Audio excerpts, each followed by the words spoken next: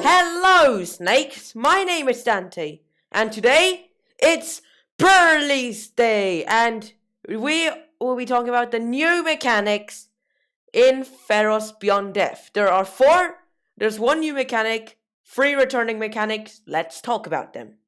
So, the new one, Escape. So, Escape is an alternative cost that you can pay for a spell by paying its escape cost from the graveyard.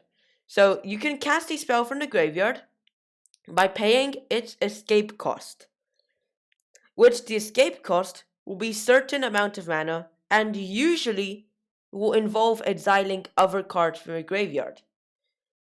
So if it's in a graveyard, you can cast it by paying the escape cost, exiling a certain amount of cards from a graveyard.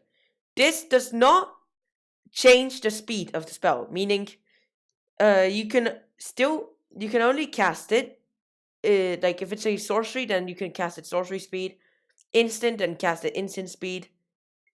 So that's how it works. And there are cards that may have a bonus for escaping.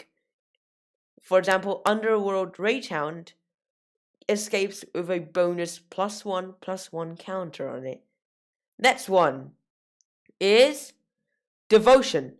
Devotion is your count of a certain color in the mana costs. So there are effects that may apply, whether, like, if you have devotion to green, is the devotion is equal to the amount of green mana symbols in your permanents, in the mana costs.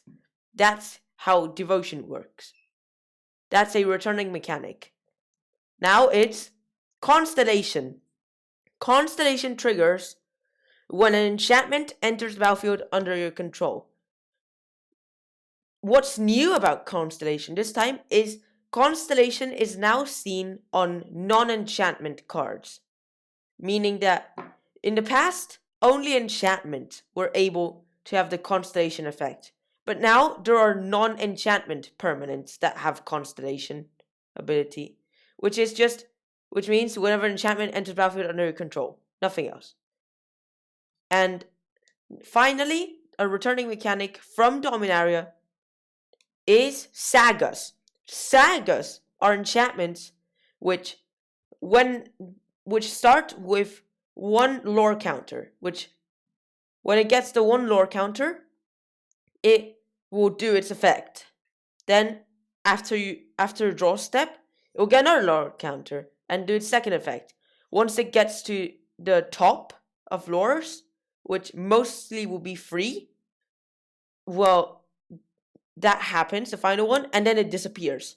If you somehow increase the lore counters quickly by proliferating or any sort of effect, then do all the effects that it will cross by. Like if you double effect of counters, then it'll go. If it jumps from 1 to 3, for example, it'll do both 2 and 3.